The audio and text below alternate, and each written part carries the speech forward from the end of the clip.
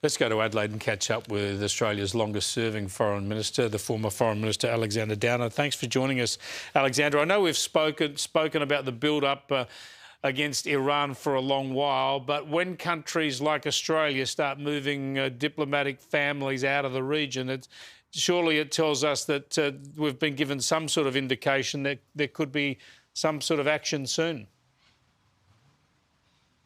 Well, they're taking into account what sort of retaliation there could be from the Iranians. So the Iranians could fire missiles at Israel, or they could fire missiles into Lebanon. So, I mean, they're hyper-cautious, DFAT, there's no doubt about that.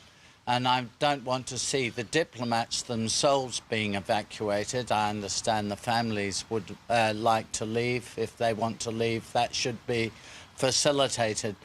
But we don't know yet whether there's going to be an American strike on military targets in Iran, but that could happen, and how the Iranians could retaliate. They have limited capability to retaliate.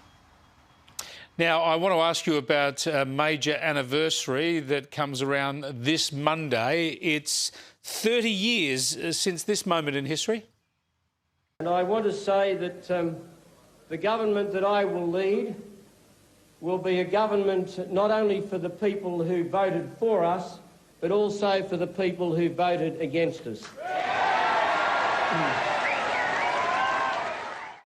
Now, presumably on that night, March the 2nd, 1996, Alexander, you would have been in the Adelaide Hills at your own election night party. Tell us about the thrill of that victory and whether you and John Howard and Peter Costello and others had any sense that this would lead to a long and stable era of government. Well, we had no idea, of course, how long we would survive, but it was a very exciting night. We had lost in 1993 the so-called unlosable election when John Hewson was our leader, and we'd lost a few elections before that, so to come back and win an election with actually a mighty majority, the third biggest majority in Australian Federation history, it was really exciting. There's no doubt about that. And the thing I would say is we knew that night exactly what we wanted to do. And when we got into government, we got on and we did it. Yeah, that's a crucial point. You had a plan and you worked hard implementing it. I just want to plug the documentary that we're running here. There's some events around the place, some wonderful events planned to commemorate and celebrate this anniversary. But here at Sky News, we're running the documentary that's hosted by Chris Uhlmann. It's called John Howard, A Life in Politics, and it's going to air on Wednesday, the 11th of March at 7:30 p.m. While we're on elections, though, Alexander, I've got to get your thoughts on the South Australian election. Obviously, you're a South Australian politician. You haven't been in state politics, but you've seen the ebbs and flows there over the years. The Liberals in South Australia are in all sorts of strife. They've been in a mess for a long while. You're just expecting a disaster for them come March the 21st, aren't you? No, I think they'll do better than you imagine at this stage. And I, by the way, think One Nation will do less well than the polls show at the moment. It's clear that Labor are going to win the election. But the Liberal leader, Ashton Hearn, has done a superb job.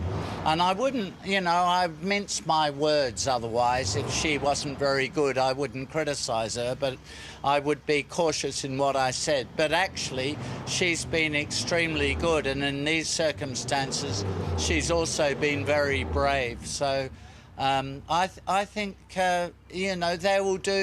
they will do better than expected. And the other thing about One Nation is, as you just heard from Corey Bernardi, they say they will do things, but they have no idea how they would cost them, how they would pay for anything. They're really just a protest party. They're not a party of government, and they're not serious in terms of what they could achieve in government, because they know they're not going to be in government. You know Corey Bernardi pretty well. Would he be handy in the upper house of the state parliament? Well, as a person, he's a very nice guy. There's no doubt about that. Even though we have our political disagreements, you can like people and disagree with their politics. Absolutely, by the way. you That's sure permissible, can. and by the way, that's to be encouraged. Sure is. There's not enough of it around, Alexander. Thanks so much for joining us. Alexander Downer, there, former Foreign Minister, telling us that One Nation won't be quite as strong in the South Australian election as the polling suggests. I think that's the interesting thing about the election. Can that polling success for One Nation turn into votes on the day? And Coalition and One Nation people right around the country will be waiting for that and watching that very, very closely.